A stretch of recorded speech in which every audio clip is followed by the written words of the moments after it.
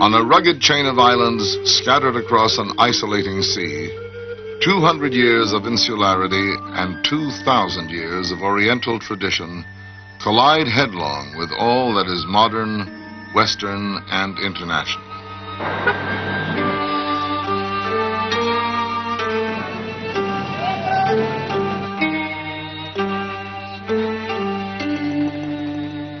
In past ages, this resilient nation was able to retain its time-honored ways while welcoming ideas and beliefs that swept in from across the seas.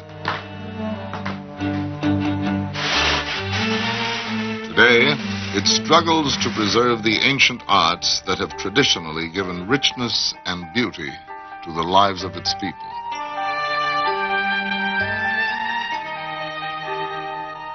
Now, as in the past, the fullness of nature provides both source and inspiration.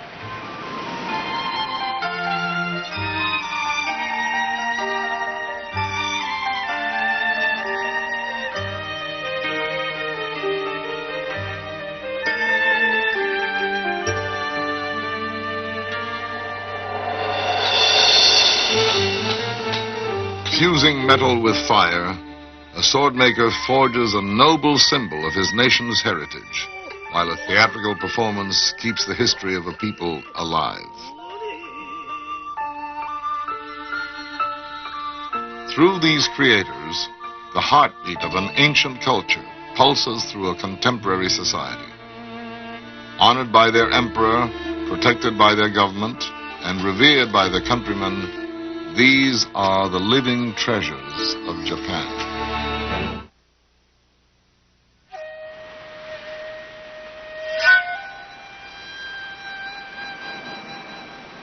In the dark mists of prehistory, the turbulent waters that sweep the coastline of Japan divided the scattered islands from the Asian mainland. Later, like a magic carpet, these same seas carried art and architecture, scholars and warriors, the teachings of Buddha and Confucius, from China and Korea to the island empire. Conscious borrowers, the Japanese skillfully transformed foreign ideas into ways and objects which were uniquely their own.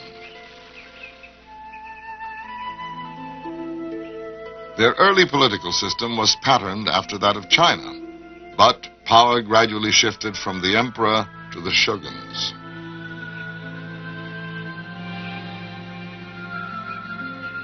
Determined to maintain the status quo, in 1639, the great Tokugawa shogunate closed the country to the outside world, plunging Japan into 200 years of seclusion.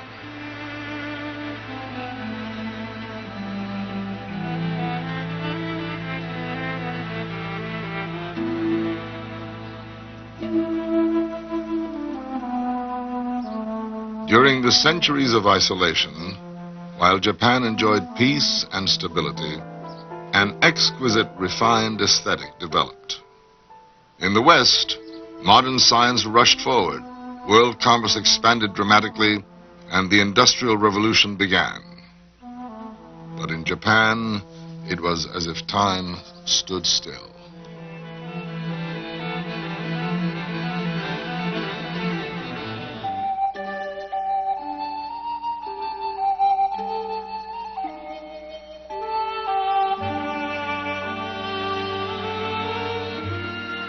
Acknowledging the need to safeguard places of historic importance, this nation, like many others, has recognized its finest as national treasures. But in a policy unique in the world, the Japanese government has selected a small number of people as worthy of protection. Officially called holders of important intangible cultural properties, they are popularly known as living national treasures. Only some 70 craftsmen and performing artists are so honored today. Each receives a small government stipend annually. With it comes great responsibility to teach, to train apprentices, to perform or exhibit. to keep the ancient crafts alive. Their creations are enjoyed by a great cross-section of people. Some are affordable by nearly everyone. Others, like fine works of art the world over, are within the reach only of museums and great collectors. Now 82, Kagoshima began his career at 15, working in a factory where dolls were mass-produced. But he quit, saying the plaster dolls lacked individual character, spirit, and poetry. He came to the capital and perfected his own technique, molding dolls from plant fiber and clay. His daughter and granddaughter are his apprentices. All three of them may work over a period of years to complete one of his fanciful designs.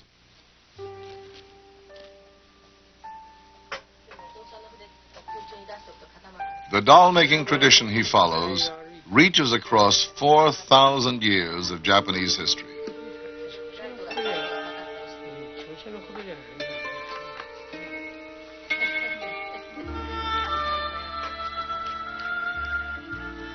Kagoshima's inventive genius is in fashioning figures with layers of paper to give them their vibrancy and depth of color.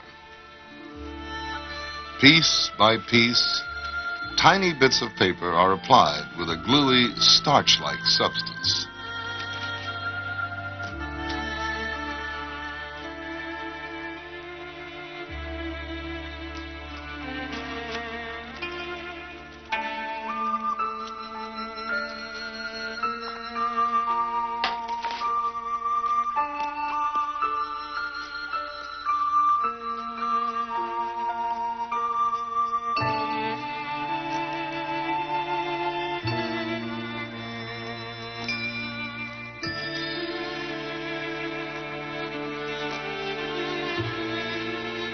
A poet of renown, Kagoshima says, "I started writing poems right after I started making dolls.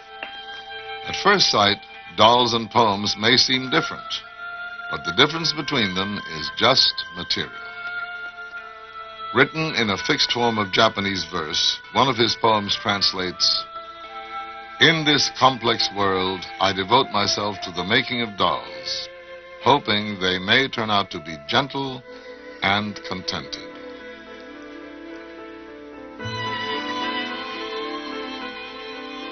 Preserving a unique Japanese art form, the dolls of Juzo Kagoshima are displayed in elegant homes, great collections, and fine museums. Classic, timeless, and, hopefully, contented.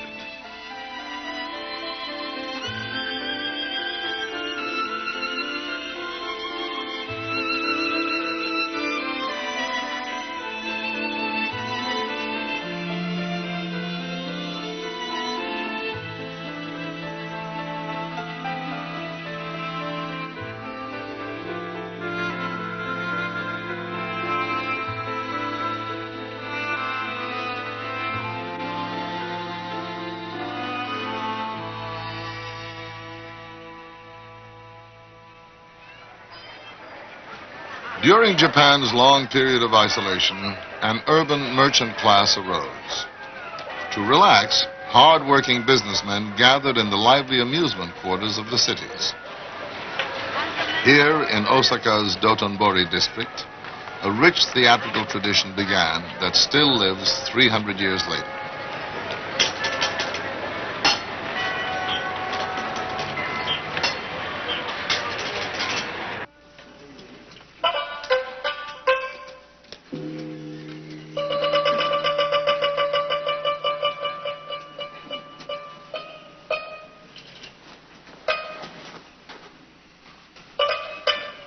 Bunraku is the most highly developed form of puppet drama in the world, and Tamao Yoshida is at present the only puppeteer designated a living treasure.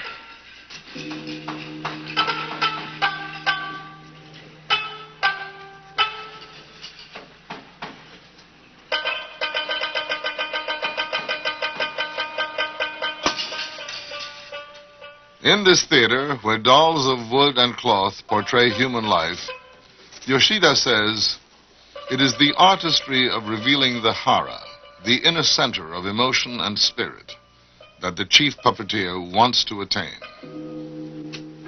3 men are required to manipulate the heavy dolls that portray the main characters. Only the face of the head puppeteer can be seen. Dressed and hooded in black, his 2 assistants are accepted by the audience as invisible. This play tells of a samurai who seeks to avenge his father's murder.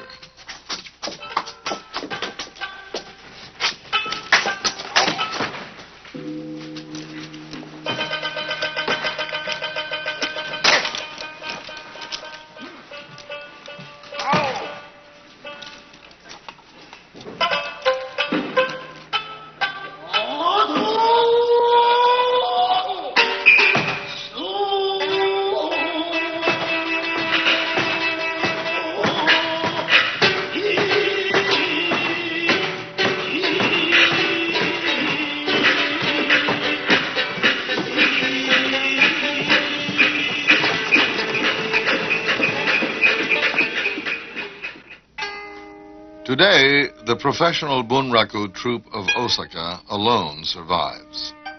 But in the early days of the Tokugawa shogunate, there were many. Companies were summoned by emperors and shoguns for performances and honors.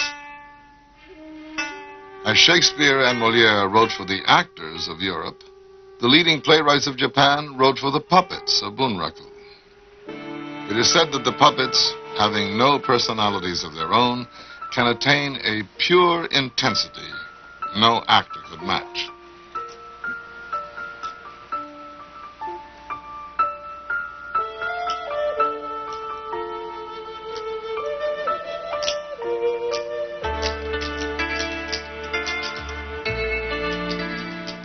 A system of toggles and pulleys makes it possible to manipulate the hand-carved heads whose mobile features eloquently express every human emotion, including jealousy.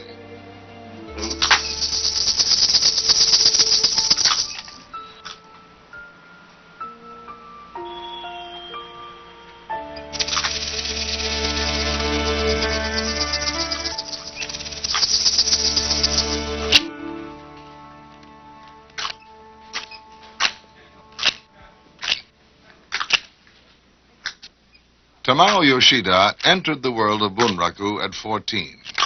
Yoshida says, "From the day I started until today, every day has been training, discipline, learning. And it will be study and practice until the day I die, even if I live to be 100. During a performance, I become the character portrayed. My spirit enters the puppet to become as one."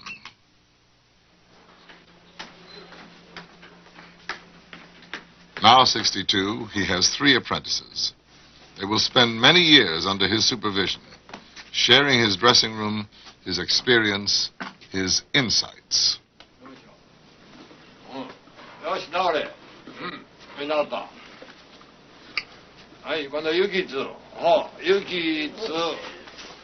When Yoshida retires or dies, his second apprentice will take his name.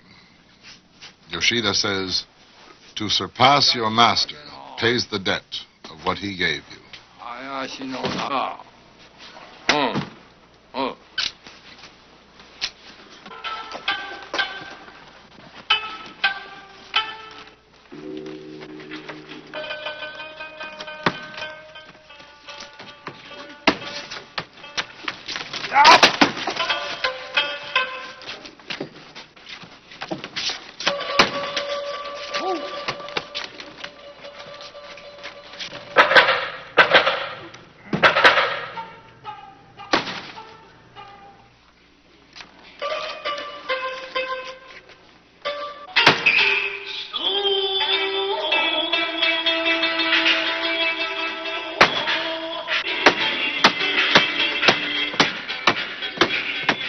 Yoshida says, "The artistry of portraying the depth of a man's soul, that's the puppeteer's greatest challenge."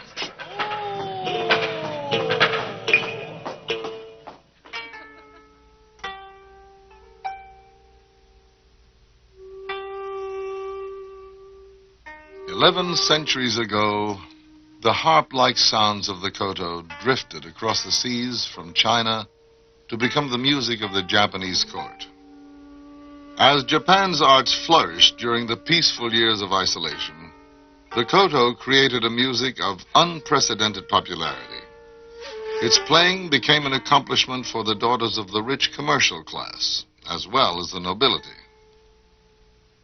Born to a samurai family, Fumiko Yonekawa began her musical education at age 3.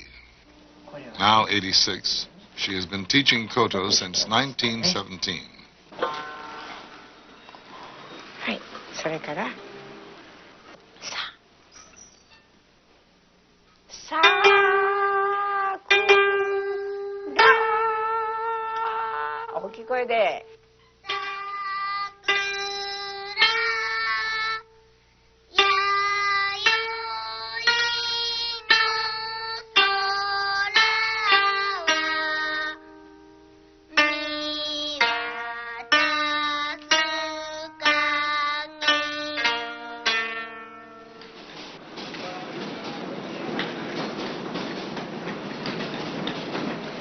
Each summer, all of the students of Miss Yonekawa and her apprentices gather at her Tokyo studio to take part in a recital.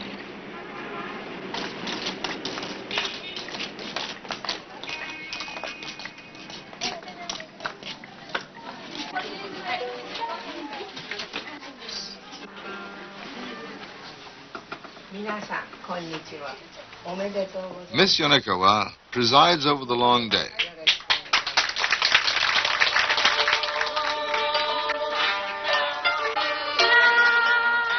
For the young people of the contemporary world, she keeps this most traditional instrument alive.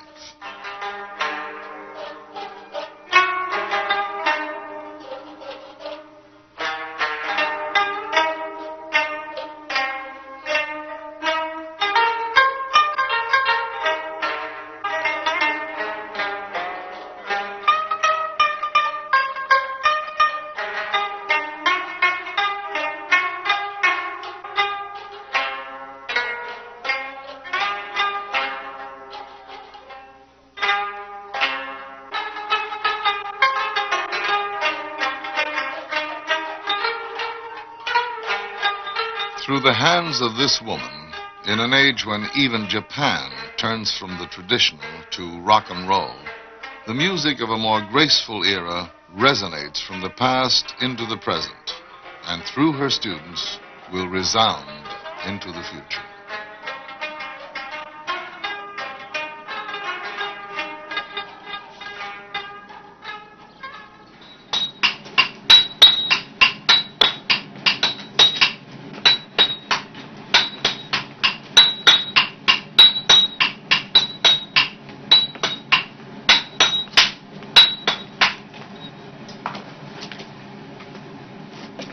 When the blade has been shaped and ground to remove imperfections, Gassan applies clay, carbon, and whetstone powder to the surface to harden the cutting edge.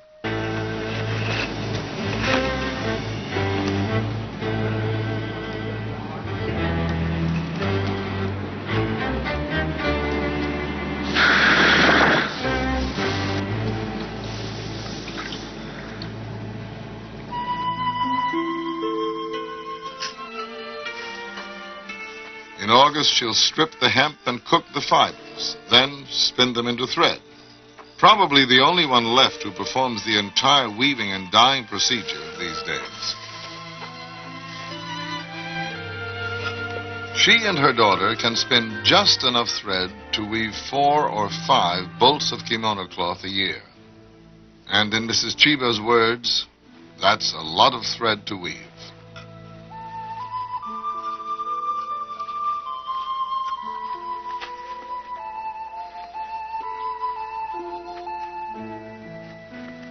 A cheerful person by nature, she seems happiest here. Her days at the loom began when she was only 14 years old. These days, she says she awakens at 4 a.m. and just waits for morning's first light so she can begin weaving.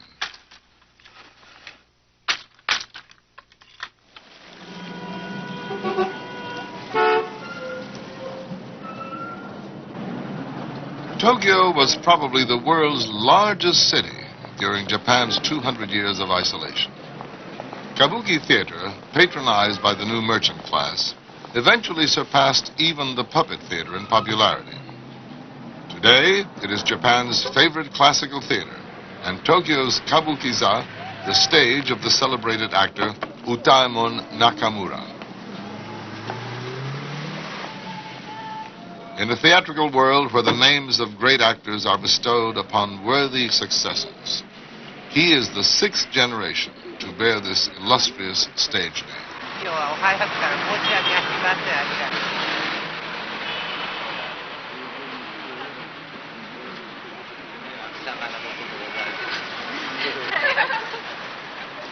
Son of a noted actor, he entered the demanding world of kabuki when he was only 5 years old.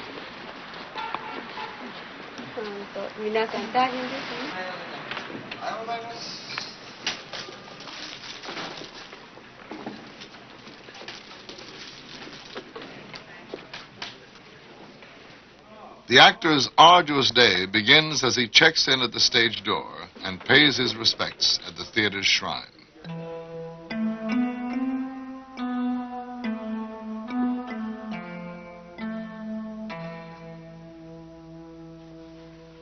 Kabuki dates from an entertainment begun by a priestess at the turn of the 17th century. But the shogunate feared the effect of the performances on the morality of audiences. In 1629, attempting to protect public morals, the government banned kabuki performances by women. From that time, all kabuki parts have been played by males.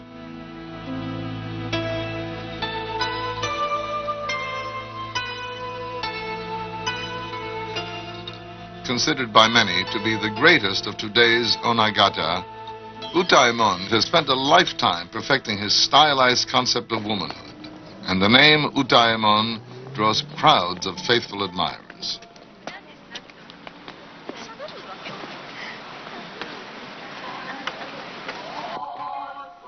Now 64 years old, Utaemon believes female impersonation is not merely imitation of woman and her behavior, but stresses the essential nature and beauty of which women themselves are not fully aware.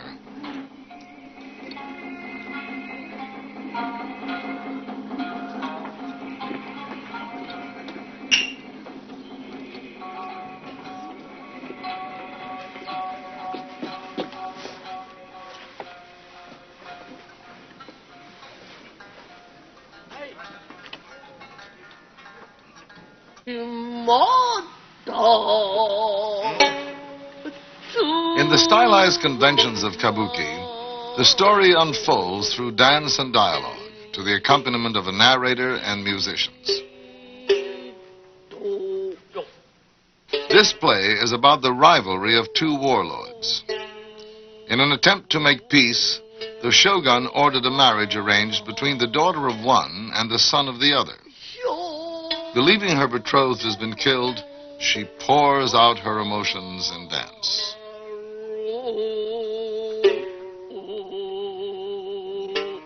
But the fiancée is alive, posing as a gardener in her father's household. She falls in love with him and is overcome when she discovers his true identity.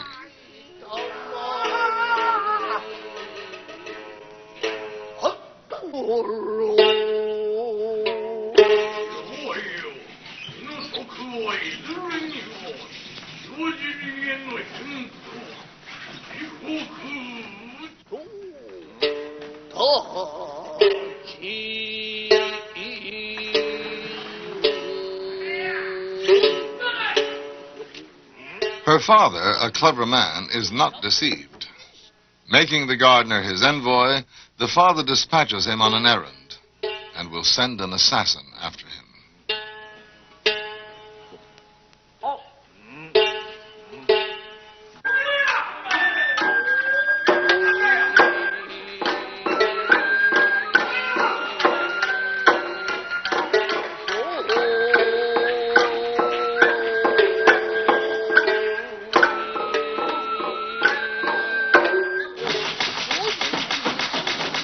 Like many kabuki plays, this was originally written for bunraku, and the actors' movements pay homage to the puppets.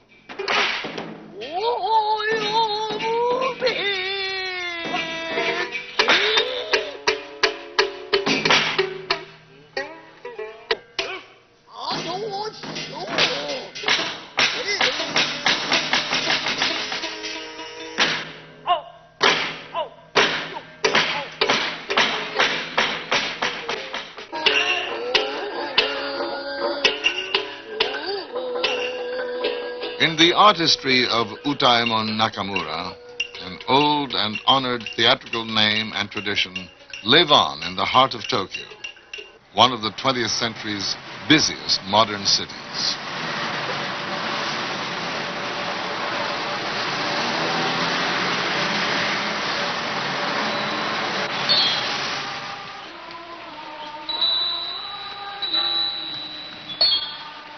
Only 30 miles from Tokyo's hectic streets, the parishioners of Noninji Temple gather on a day the ancient Buddhist almanac declares to be auspicious.